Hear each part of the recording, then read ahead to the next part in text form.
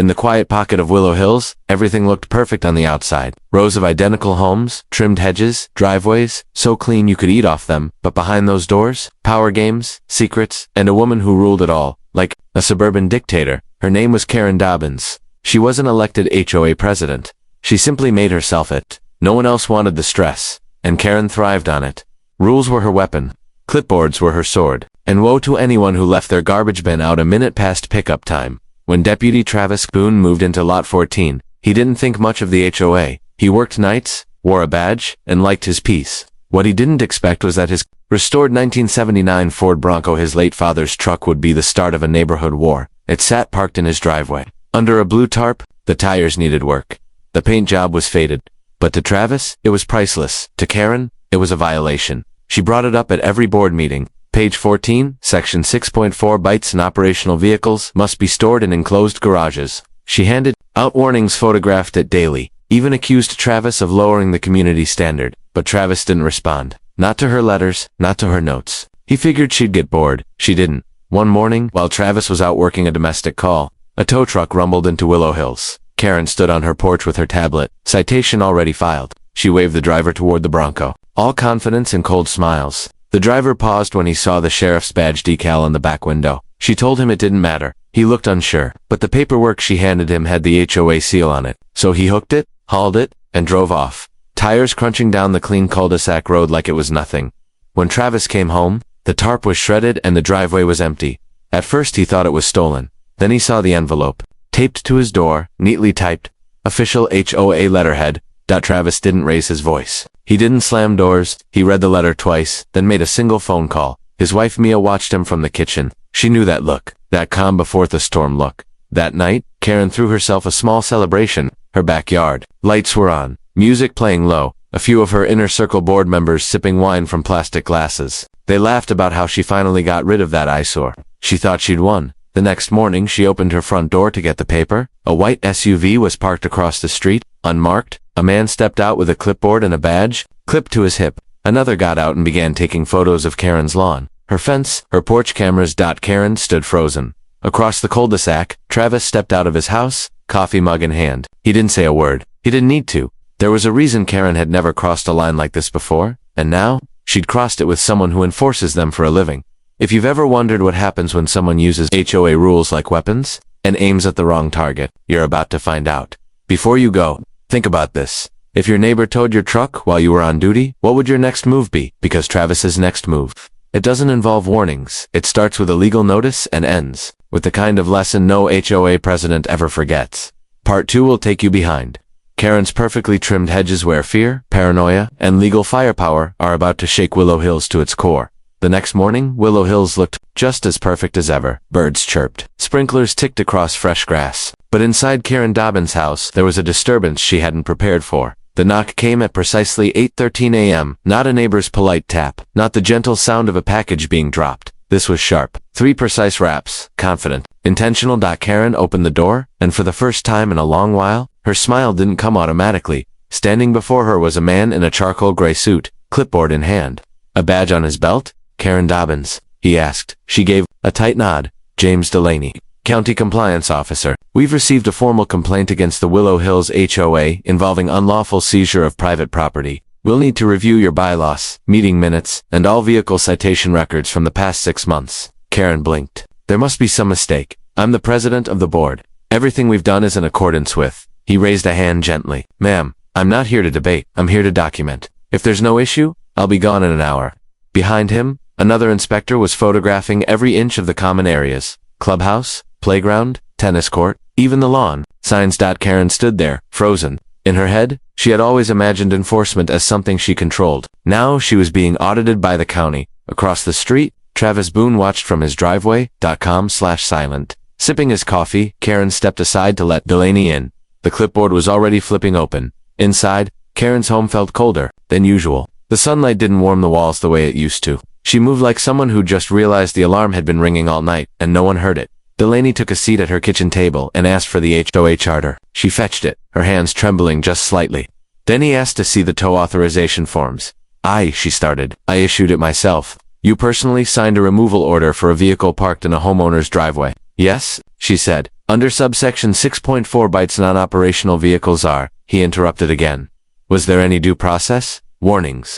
Hearings, I issued 2 formal warnings, filed and timestamped. She hesitated. I sent them, she said less confidently now, via email. No. Hand-delivered, Delaney scribbled. No digital records. She didn't respond. Outside, more inspectors had joined. The first one was measuring fence heights. Another appeared to be testing playground equipment. One wrote something down while staring up at the roof of the clubhouse.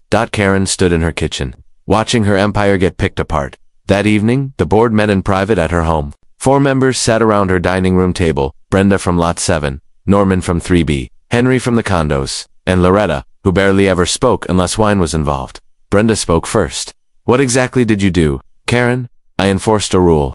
You towed a sheriff's truck, Norman muttered. Karen straightened. It was not a patrol vehicle. It was personal. He violated code. Henry cut her off. The entire board could be liable if we don't distance ourselves. They're talking about misuse of authority, violation of state towing laws. You didn't follow the 3-notice process. I gave him notices. You didn't record them, Brenda snapped. You think that badge on his driveway was just a decoration? Karen's voice faltered. We can stand together on this. Loretta finally looked up. Or, we let you take the fall. The table went quiet, Karen realized. She was no longer the one leading the meeting. Across the street, Travis sat on his porch as the sun went down. His Bronco hadn't come back yet. He was giving the system time to work. He knew how to wait, but Karen did and single quotes T. Late that night. She logged into the HOA database, started purging emails, backdating citations. She had no idea that Delaney's team had already copied the server 2 hours earlier. Sometimes the law moves slow on purpose, so you can dig your own hole deeper. If you've ever watched someone in power try to cover their tracks, you know the panic doesn't come all at once. It comes in waves, and by the time they realize the tide's too strong to fight, it's already pulling them under. Next, Karen will face more than paperwork, because Travis isn't done, and neither is the county. The next morning in Willow Hills, the sun was shining, but inside Karen's house, the air was tight with dread. She hadn't slept, her emails had vanished, her calls weren't returned, and no one on the board dared mention the word support. It was as if the neighborhood had taken a step back from her just in case she exploded. Meanwhile, across the street, Travis Boone pulled into his driveway in his patrol car. Not the Bronco, that was still sitting in the impound lot. But this time, he wasn't just a homeowner. He had his badge on, his duty belt clipped, and a file folder under his arm that was thick with documentation. He didn't knock on Karen's door. He went to the county courthouse. By 10:15 a.m., the complaint was filed. Violation of Georgia Code 441-221, unlawful seizure of private property. Attached were photos of the Bronco, timestamps from his security camera, his registration, restoration permits, and most importantly the HOA's own bylaw copies, highlighting the missing steps Karen had skipped. Back at the neighborhood clubhouse, a notice appeared on the door. A county notice. Temporary suspension of all HOA enforcement actions pending investigation. Karen arrived 20 minutes later, sweating through her floral blouse. She reached for the doorknob, locked. Then she saw it bold, taped at eye level, access restricted, by county order. Her hand twitched. A neighbor across the street, Mrs. Landon, looked up from gardening. Karen waved awkwardly. Mrs. Landon didn't wave back. Inside the sheriff's department, Travis met with the deputy DA. They reviewed every citation Karen had ever filed against him, some real, some entirely made up. One of them, Travis pointed out, was dated during a weekend he'd been out of town on a training retreat. His home had been empty. The truck hadn't even been there. The DA frowned. That afternoon, Travis came home to find a letter on his doorstep. Not from Karen, not from the HOA, from a law firm. Inside was a cease and desist order, filed by Karen Dobbins. She was accusing him of intimidation, harassment, and malicious targeting of a private citizen in a position of neighborhood leadership. Travis read it slowly, twice. Then calmly, he turned to Mia and said, "She just made this personal." Over the next 48 hours, the neighborhood changed. Quiet whispers started spreading on group chats. Anonymous messages were posted on the community forum. Someone leaked that Karen had issued over 200 citations in 18 months. Twice as many as the HOA had given in the 5 years before she took over. That wasn't enforcement. That was obsession. And Travis wasn't the only target. Henry, from the condos, posted a screenshot of a fine he'd gotten for having tools visible in his garage. When the door was briefly open, Loretta spoke up next. She admitted Karen once tried to fine her for an excessively loud wind chime. And then came something bigger. A resident named Jules, a single mother renting Unit 3F, stepped forward. She had received an eviction threat handwritten. Her teenage son briefly parked his car in the visitor lot without a tag. No formal complaint, no meeting, just a letter with Karen's signature on it. Only problem?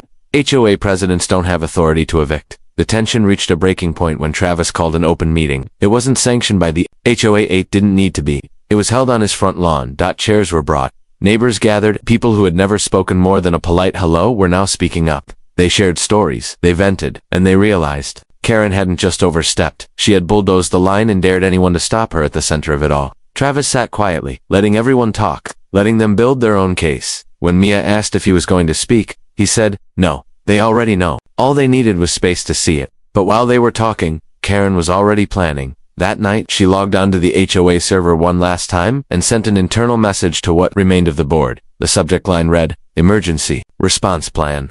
And inside the message, her final line said this, if they want war, they'll get it. This isn't over. She had no idea someone else was logged into the server at the same time, watching, downloading, forwarding, not just to the county but to the press. What happens next won't just rock Willow Hills. It's going to go public. You ready for what's coming?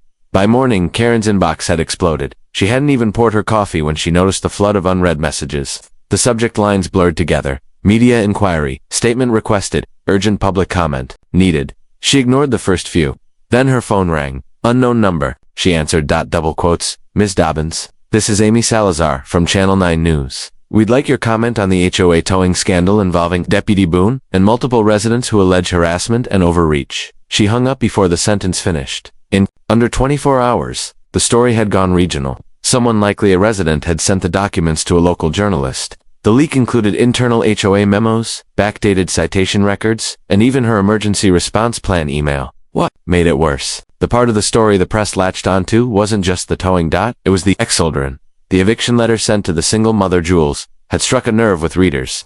The wording alone made headlines. Your family's presence is disruptive to the aesthetic of Willow Hills. Karen had written it herself. And now her words were on television screens across the county. The board didn't call a meeting. They called a lawyer. Across the street, Travis Boone watched as a news van rolled through the neighborhood, its antenna poking into the blue sky. A reporter stepped out with a cameraman and started walking toward the clubhouse. She didn't need permission. Karen's authority was under investigation now. The clubhouse was public property under HOA jurisdiction, and that jurisdiction had been suspended by the county. Meanwhile, a new group formed in the neighborhood, a temporary HOA advisory committee, unofficial, but growing fast. Residents began showing up to Travis's lawn meetings with clipboards, documents, time. The quiet neighbors, the introverts, the retirees, all of them, suddenly energized, angry, and deeply invested in what had been done under their names. Karen made one final attempt at control. She posted a message on the Willow Hills community board, a formal apology to anyone who felt offended, followed by a statement blaming miscommunication, misinformation, and media distortion.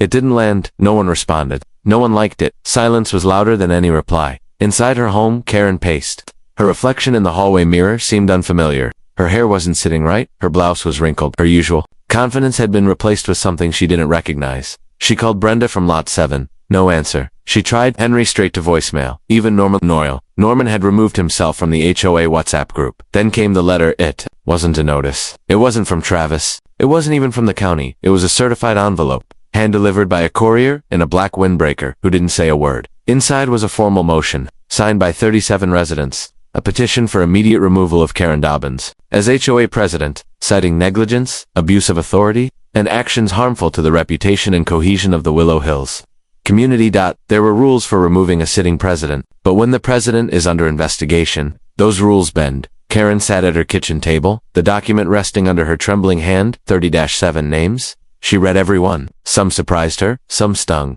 One, near the bottom, made her chest tighten. Loretta. She'd lost Loretta too.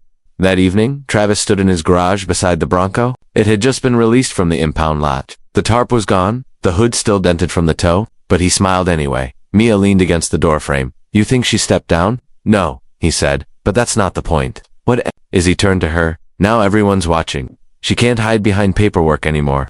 Back at Karen's, she stared out her window, watching lights go on across the street. Families settling in. Laughter echoing from open doors. Her street had changed. It wasn't fear anymore. It was unity. And then, just after 10, a black SUV pulled up in front of her house. Two men in suits stepped out. One held a thin briefcase. The other wore a sheriff's department badge on his chest. They didn't knock. They rang the bell and waited. Karen slowly stood up. She knew they weren't there to talk about landscaping. She took one last look at the document on her table, the petition with 37 names, and whispered to herself, they've turned on me. But what she didn't know? Someone else had turned too. and the biggest betrayal was coming from the one place she never expected. Karen opened the door with the stiffness of someone holding her breath. Two men stood on her porch, clean-cut, straight-backed. The one with the badge introduced himself first. Investigator Collins, Internal Affairs. The other was from the county Ethics Board. They weren't here to ask questions. They were here to serve a formal summons. An inquiry had been launched into her time as HOA president, tied to misappropriation of community funds, targeting of residents based on personal bias, and misuse of neighborhood resources, including the towing incident. Karen didn't invite them in. She signed the papers without blinking, but the moment the door shut, she collapsed into the nearest chair. Her face was pale, eyes locked on a smudge on the floor that she couldn't wipe away no matter how hard she scrubbed. This wasn't supposed to happen. She had control, she had order, she had the rules, but now even the rules were testifying against her. Later that night, she pulled up the HOA's expense reports. Her fingers trembled as she searched line items, looking for anything that could be twisted against her. Meeting refreshments, maintenance reimbursements, a replacement fence panel she approved for Brenda's backyard. It was all documented, except one thing. There, in the transaction history from 6 months ago, was a $2,400 payment labeled Landscaping Upgrade Lot 7. She didn't authorize it, but the funds were real. The signature attached was hers, or at least, it looked like hers. Karen leaned closer, squinting. Something about the curl on the K was off. She didn't remember signing that request.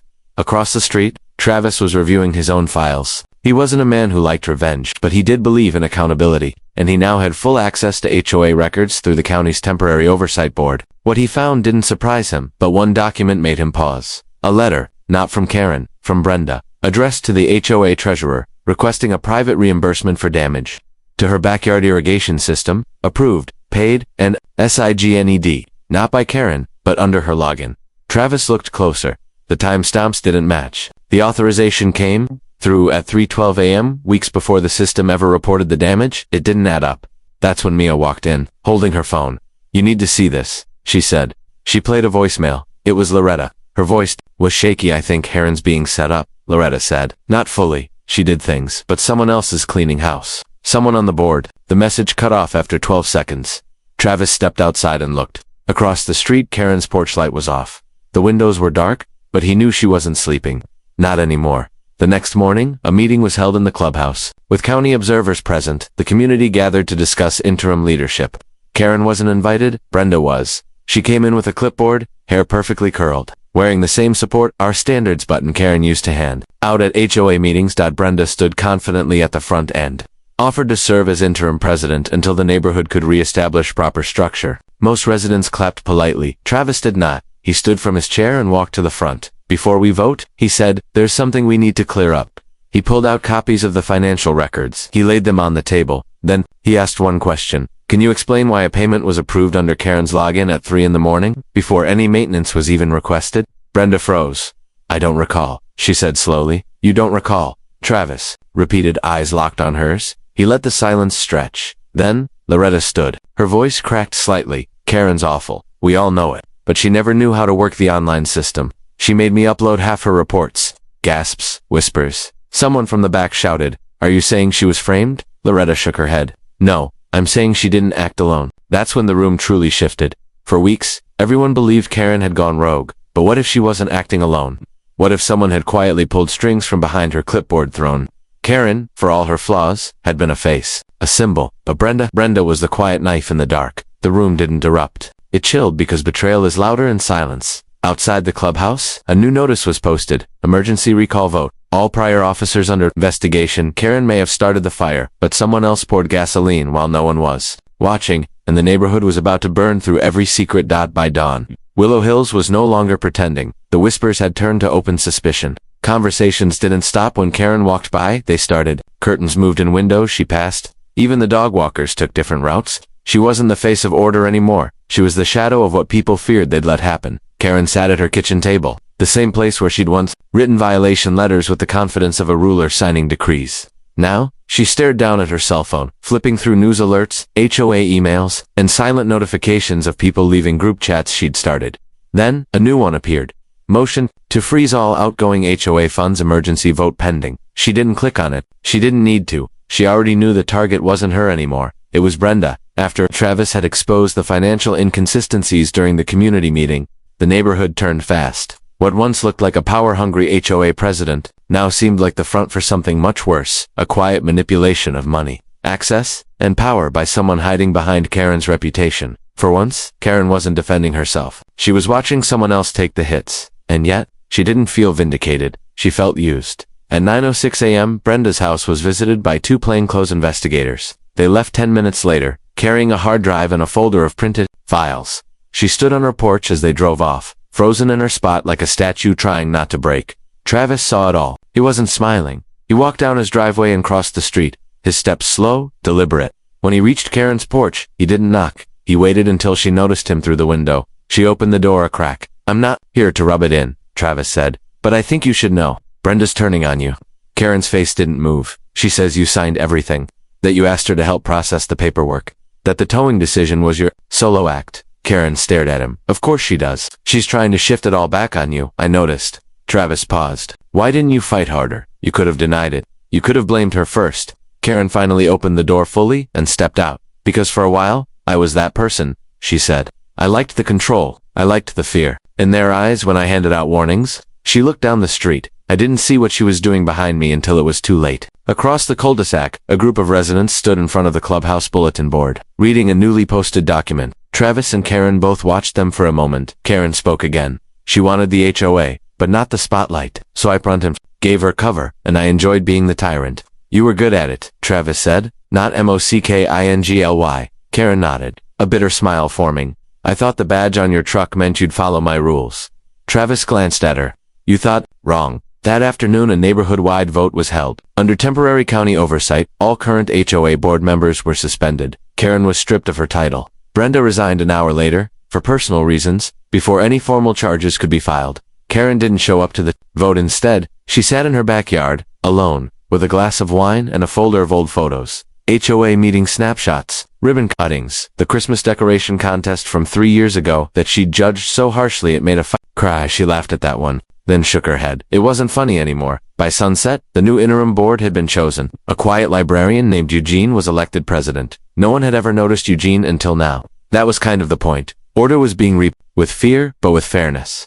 But just as the neighborhood exhaled, just as it felt like peace might return to Willow Hills, something strange happened. A police cruiser pulled into Travis's driveway, not his. Another. 2 officers stepped out. Not from the sheriff's department state. Investigators. They weren't here for Karen. They were asking about Travis. Mia came out of the house, confused. Travis walked up to the officers calmly, but with a stiffness in his jaw. Their conversation couldn't be heard, but the look on Mia's face said everything. She turned pale, backed away. Travis looked across the street, locking eyes with Karen for just a second. She blinked, then stood. The game wasn't over. It had only changed players. For days, Travis had been the symbol of justice in WillowHills.com, professional, unshakable. But as the 2 state investigators stepped into his home, something shifted in the neighborhood's collective gaze. From behind curtains and garden fences, neighbors watched, not in fear of Travis, but in confusion. What were they doing there? Inside, Mia sat at the dining table, her eyes locked on the 2 badges across from her husband. One of the investigators, a sharp-featured woman named Agent Rivas, laid a folder on the table. She didn't open it. She wanted Travis to speak first, but he died in single quotes. She finally broke the silence. "We've been reviewing the HOA complaints and Karen's claim that she was targeted. Normally, that wouldn't rise to our level. But there's another name attached to one of the property reports." Travis didn't flinch. Rivas slid the folder across to him. Inside was a scanned file from a police report dated 4 years ago. Different county, different house, same truck, same man. The allegation had been filed by a previous HOA board member in another neighborhood. It involved a similar incident. An HOA president, citing Travis's vehicle. A dispute followed.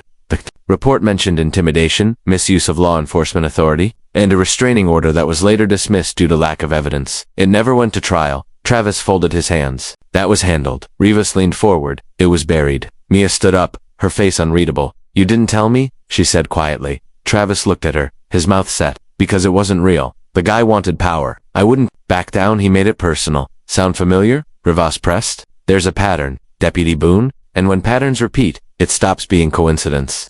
Mia stepped out of the room.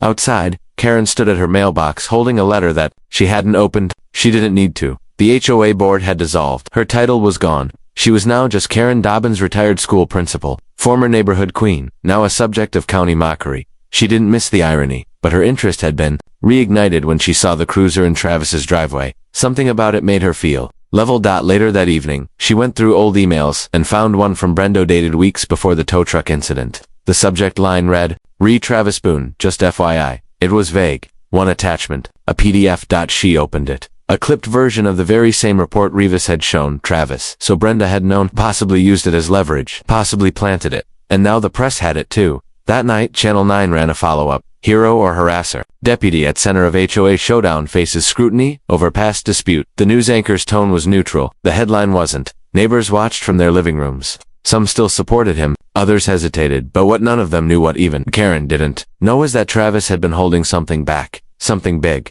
The next morning, the new interim HOA president, Eugene, received an unmarked envelope. Inside was a thumb. Drive. No name. No return address. Just a note. Play this at the next meeting. Let them see all of it. At the emergency town hall that evening, Eugene stood in front of the assembled neighbors and inserted the drive into the laptop. The screen flickered. A video began. Security footage. Not from Travis's house.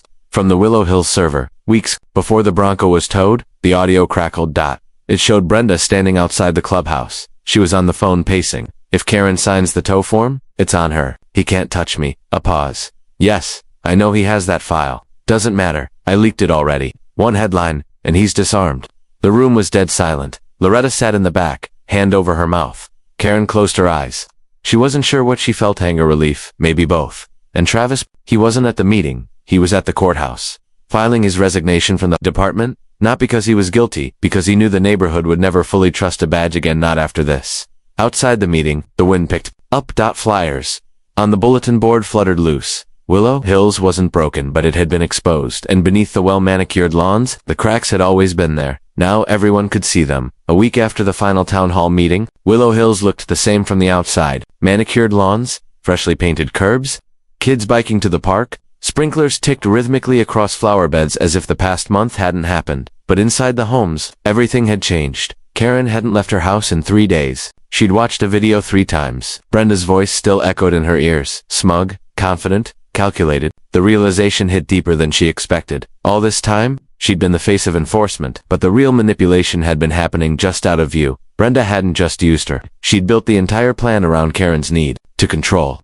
Then stepped aside, hoping the fire would burn Karen alone. But the fire had spread. Brenda's resignation didn't spare her. County prosecutors were reviewing financial misappropriation tied to falsified HOA transactions. Her home was now listed for sale. Quietly, no open house. Karen sat by the window, tea gone cold in her hand. For the first time in years, she had no meetings to run, no agendas to set, no violations to type. Her clipboard sat untouched on the hallway bench. Across the street, Travis Boone packed a cardboard box into the back of his Bronco. He wasn't leaving town, but he was leaving Willow Hills. His badge had been returned to the department. His resignation, accepted without argument, no public statement, no ceremony. Just a quiet end to a long chapter.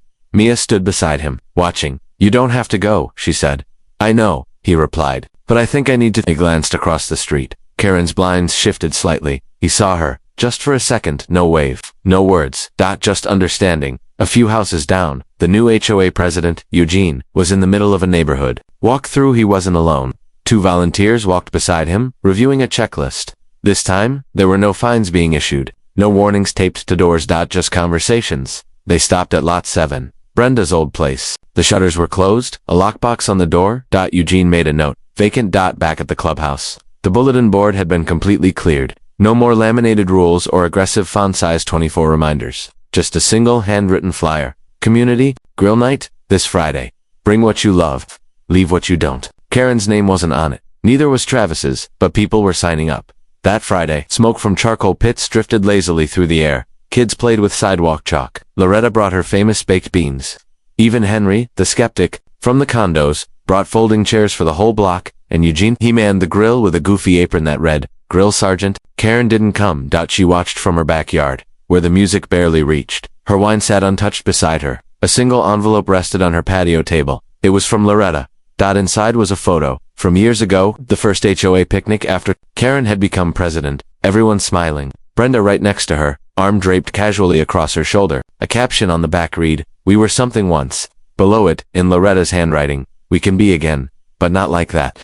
Karen folded the photo and placed it back inside the envelope. She didn't cry. She didn't smile either. But something in her finally loosened. 1 block away, Travis stood beside his truck, watching the grill smoke drift upward. Mia was chatting with neighbors. Kids were chasing each other between folding tables. It wasn't peace, not yet, but it was the first time. The neighborhood had come together without fear, hanging in the air, as the sun dipped behind the rooftops, and porch lights flickered on. Travis turned to go. He placed his final box in the truck bed. Just tools, no baggage. Karen, watching from her yard, whispered something no one heard. Not an apology, not a confession, just 3 quiet words. Let it go. The HOA would continue. The board would rebuild. New leaders, new rules, a new kind of order, and the story of Karen, Travis, and Willow Hills. It would be told in fragments, in hushed warnings, in lessons about control, silence, and what happens when the wrong person finally gets told no. But somewhere inside that, there was also a story about redemption. And the fine line between power and responsibility.